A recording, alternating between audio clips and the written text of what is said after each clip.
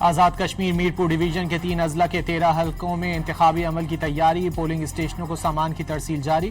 قانون ساز اسمبلی کے پہلے مرحلے میں میرپور ڈویژن کے 3 اضلاع میرپور، کوٹلی اور بھمبر کے 13 حلقوں میں پولنگ کل ہوگی۔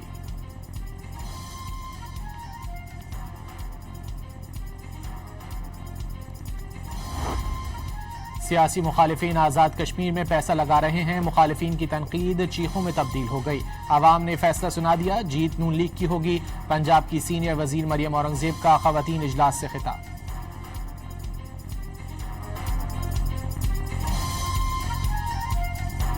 میرپور والوں، مجھے آپ کی مدد چاہیے۔ میں موجودہ بحران کے پرامن حل کے لیے ایک آزاد، سچ اور مفاہمت کمیشن کا مطالبہ کرتا آ رہا ہوں۔ ایسا کمیشن جو فوراً اس بحران اور ٹکراؤ کا خاتمہ کرے، کشمیری عوام کو ان کی روزمرہ مشکلات سے نجات دلائے اور زندگی کو معمول پر واپس لائے۔ بلاول بھٹو کا آزاد کشمیر میں آزاد ٹروتھ اینڈ ریکنسیلیشن کمیشن کے قیام کا مطالبہ۔ کمیشن کے ذریعے ہر بات سنی جائے، اب تک میری تجویز کا کوئی مثبت رد عمل نہیں آیا، بلاول بھٹو کا سوشل میڈیا پر پیغام۔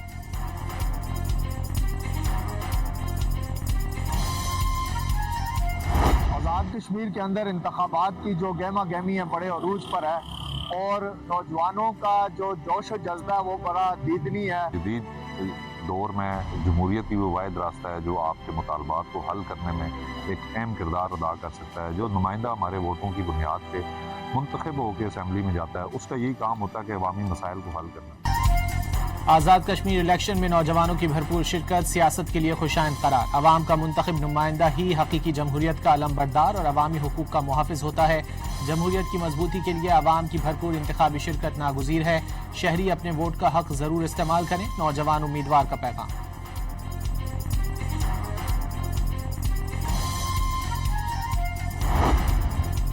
سندھ کی تقسیم کبھی نہیں ہوگی، بعض دوست شوشے چھوڑتے رہتے ہیں، ایسی باتوں کو سیریس نہیں لیتے۔ وزیر بلدیات سندھ ناصر حسین شاہ کی کراچی میں میڈیا سے گفتگو، سوال کیا ایم کیو ایم وفاق میں رہی، وہاں سے اب تک کراچی کے لیے کون سے منصوبے لائی، کراچی کے لیے مگرمچھ کے آنسو بہانے کا الزام لگا دیا، باور کرایا کراچی میں کام صرف پیپلز پارٹی ہی کرواتی ہے۔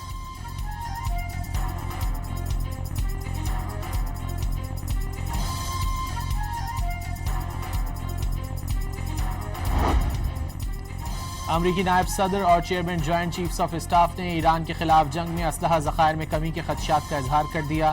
وائٹ ہاؤس میں اجلاس کے دوران جے ڈی وینس اور جنرل ڈینکن نے صدر ٹرمپ کو آگاہ کر دیا۔ دونوں اعلیٰ حکام نے ممکنہ عسکری کارروائی کے نتیجے پر تشویش کا اظہار کر دیا۔ جنرل ڈینکن نے خاص طور پر اسلحے کے ذخائر میں کمی اور ممکنہ عسکری توسیع کے منفی اثرات سے متعلق خدشات ظاہر کیے۔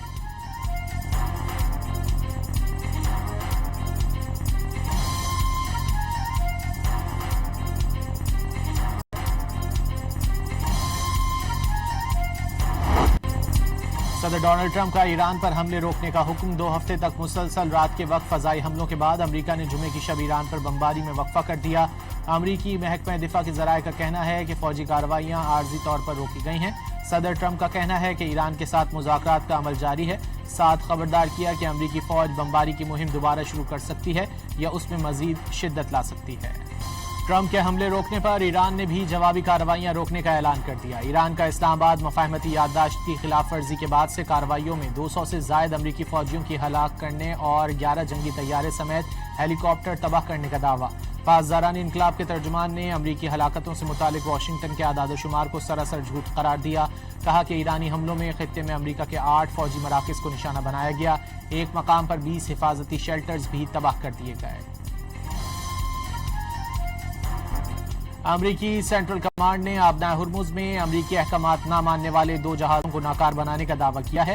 امریکہ نے 2 جہازوں پر دھاوا بول کر احکامات ماننے پر مجبور کیا، 12 تجارتی جہازوں کو راستہ بدلنے پر مجبور کیا۔ سینٹ کام کے مطابق آبنائے ہرمز میں ایران کی ناکہ بندی مکمل طور پر برقرار ہے۔ حوثیوں کا سعودی عرب کی سب سے بڑی تیل کمپنی آرامکو کو نشانہ بنانے کا دعویٰ، انصار اللہ نے حملوں کو حدیدہ بندرگاہ اور کمران جزیرے پر سعودی عرب کے فضائی حملے کا انتقام قرار دے دیا۔ تنظیم کے مطابق جازان اور ینبع شہروں میں تنصیبات پر درجنوں ڈرونز، بیلسٹک اور کروز میزائل فائر کیے گئے۔ کشیدہ صورتحال میں حوثیوں اور سعودی عرب کے درمیان رابطہ، عمان میں حوثی تحریک کے سیاسی بیورو کے ترجمان کی اعلیٰ سطح کے سعودی وفد سے ملاقات۔ تحریک کے ذرائع نے بتایا کہ اس ملاقات کا مقصد علاقائی سیکیورٹی اور استحکام کو فروغ دینا ہے۔ ایران نے بھی مذاکرات تنازع کا واحد حل قرار دے دیا۔ ایرانی وزارت خارجہ کا امریکہ پر یمن کی صورتحال مزید پیچیدہ بنانے کا الزام۔ ایران نے اسرائیل کو جنگ میں پھر سے کودنے سے خبردار کر دیا۔ واضح کیا کہ اسرائیل جانتا ہے کہ اگر وہ جنگ میں پھر سے شامل ہوا تو ایران اس کے ساتھ کیا سلوک کرے گا۔ پاسداران انقلاب نے متنبہ کیا ہے کہ اگر جنگ میں برطانیہ امریکہ کا ساتھ دیتا ہے تو وہ یقینی اور جائز ہدف بن جائے گا۔ ایران کے خلاف کسی بھی فوجی کارروائی میں استعمال ہونے والے برطانوی فوجی اڈے یا تنصیبات کو ایران کی مسلح افواج کی جانب سے جائز عسکری ہدف تصور کیا جائے گا۔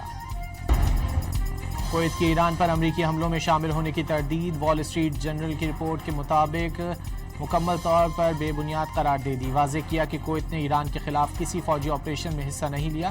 امریکی اخبار نے کویت اور بحرین کے ایران پر خفیہ حملوں کا دعویٰ کیا تھا۔ ایرانی وزارت خارجہ نے ایرانی تجارتی جہاز پر حملے کے بعد یوکرین کے ناظم الامور کو طلب کر کے احتجاج ریکارڈ کرایا۔ ایرانی وزارت خارجہ نے تجارتی جہاز پر یوکرینی حملے کی شدید مذمت کرتے ہوئے کہا کہ حملے کے نتیجے میں ایرانی تجارتی جہاز میں دھماکہ ہوا جس میں ایک اہلکار جاں بحق جبکہ دوسرا زخمی ہو گیا۔ ایران نے واقعے کو جہریت قرار دے دیا۔ یوکرینی صدر نے دعویٰ کیا ہے کہ یوکرینی افواج نے بحیرہ کیسپیئن میں مبینہ طور پر ہتھیار ایران لے جانے والے روسی بحری جہاز کو نشانہ بنایا۔ قطر کا جہاز رانی سرگرمیاں مکمل طور پر بحال کرنے کا اعلان۔ جہازوں سے سمندری ضوابط اور ہدایات پر سختی سے عمل کرنے کی ہدایت۔ بحری جہازوں کو دوران سفر اعلیٰ ترین حفاظتی انتظامات یقینی بنانے کا مشورہ۔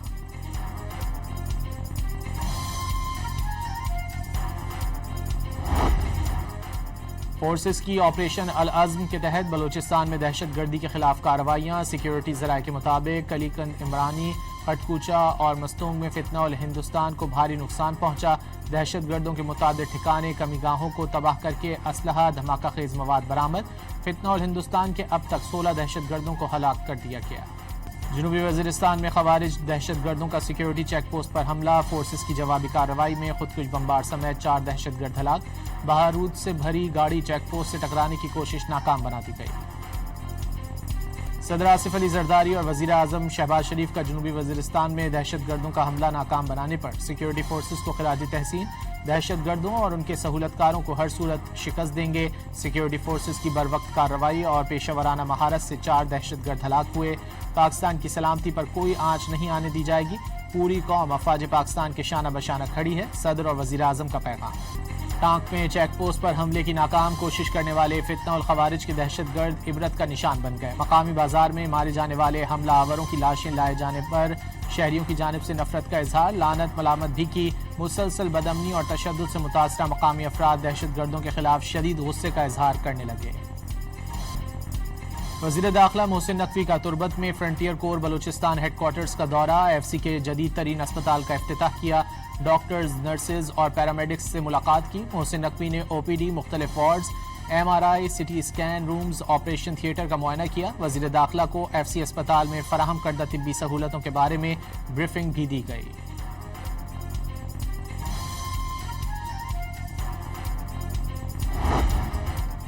پیپلز پارٹی کی طرف سے زرداری صاحب کی سالگرہ پر لاہور میں جلسے کا اعلان کیا گیا۔ کل رات گورنر ہاؤس پنجاب میں خالی کرسیوں کا جم غفیر تھا۔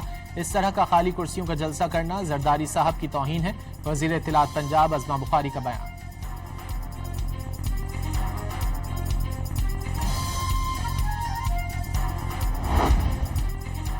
کراچی میں سپر ہائی وے جمالی پل پر تیز رفتار ٹرک نے موٹر سائیکل اور راہگیروں کو کچل دیا۔ 2 موٹر سائیکل سوار جاں بحق اور کئی زخمی ہو گئے۔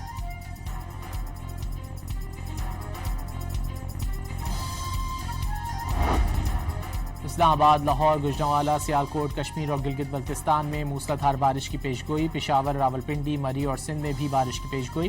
کشمیر، ڈیرہ غازی خان کے پہاڑی علاقوں میں طغیانی کا خدشہ۔ لاہور، گوجرانوالا، سیالکوٹ، گجرات، ساہیوال اور فیصل آباد کے نشیبی علاقوں میں اربن فلڈنگ کے خدشات۔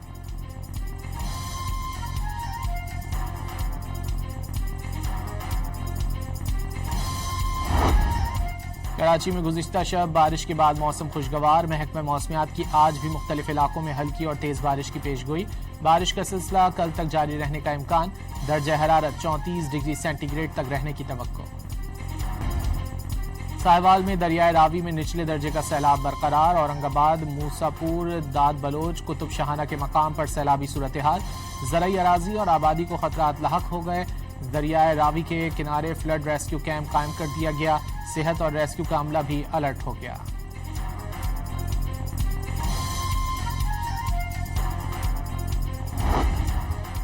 बारिशों के बाद सैलाबी रेले हब डैम में दाखिल होना शुरू हो गए। सैलाबी रेले दाखिल होने से हब डैम में पानी की सतह बढ़ने लगी। डैम में पानी की सतह में इजाफे से कराची और हब के लिए पानी के जखीरे में इजाफा होने लगा।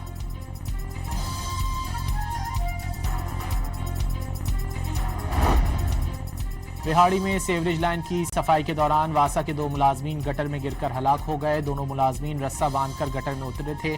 दौरान काम रस्सी छूट जाने से गटर में गिर गए। दोनों की लाशें अस्पताल मुंतकिल कर दी गई। पेट्रोल और डीजल की मौजूदा कीमतें 26 और 27 जुलाई तक के लिए बरकरार। जुमे को ऐलान करदा कीमत पीर तक बरकरार रहेगी। पेट्रोलियम डिवीजन ने एलामिया जारी कर दिया।